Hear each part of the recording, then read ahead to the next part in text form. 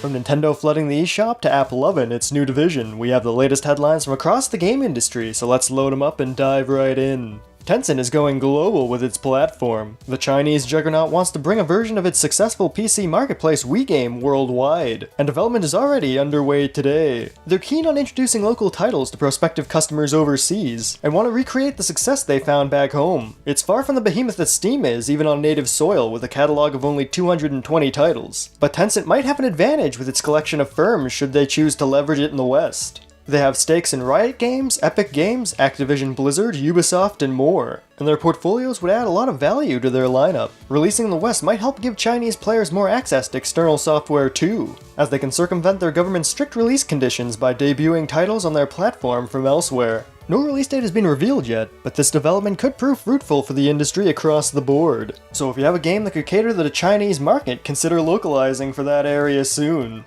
Nintendo is opening the floodgates. At their latest annual shareholders meeting, one of the company's executive officers revealed that they plan to release about 20 to 30 indie games on the Nintendo Switch every week. They go on to illustrate how one of their goals is to make development and publishing on their platform easier, and they pointed to recent indie titles on the Switch as proof of their strategy kicking off. The company also shared that they're planning to hit 1,500 titles developed with Unity, so if you're developing something with the engine, you can be part of that milestone. Warner Bros. Is growing its mobile business. The company has acquired a communications platform called Plexchat, which they intend to use to improve community features in a variety of their mobile games. Titles like Harry Potter Hogwarts Mystery, Westworld, and Game of Thrones Conquest. Plexchat CEO and co-founder Sean will be joining Warner Bros. As Vice President of Central Product Management, where he'll be overseeing the implementation of Plexchat systems. Warner Bros. VP of Worldwide Production and Studios was pleased to share his impressions on the acquisition. He says their newly acquired team comes with tremendous social expertise in the mobile gaming space, which will allow chat capabilities to grow in their slate of titles for Android and iOS. Delivering the best experience for mobile players is among the company's top priorities, so this move should help propel them forward on that front. If your company has a healthy budget, maybe considering following in their footsteps and nabbing a communications company of your own.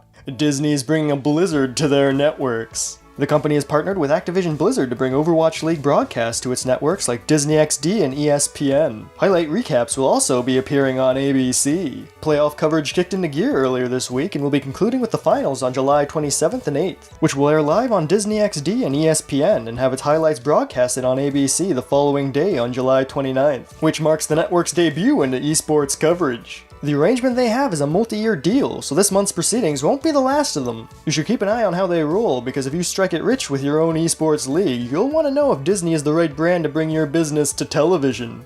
Steam is switching up how it handles the upcoming tab. Instead of being a chronological list of games on the horizon, the newly branded popular upcoming tab will factor in user and general pre-release interest for a given game. According to Valve, players weren't using the tab in its current form because they generally wouldn't find titles that piqued their curiosity. They anticipated developers being concerned over this decision, considering how games that aren't popular or being released by known studios will slip through the cracks, but they quelled those fears by sharing a customer-focused reply. They claim that only 0.5% of browsers visit the old upcoming list, while a whopping 4 review the top sellers tab. So the onus is on developers to create great, entertaining software with an appealing store page to match if they want to draw in sales. With their new upcoming tab, they expect developers targeting this goal will be facilitated sufficiently. Don't just go in with fake accounts and spam the wishlist button though. Valve says they'll be looking for natural trends to hone in on popular titles. So if your game is lackluster, you might want to go back to the drawing board.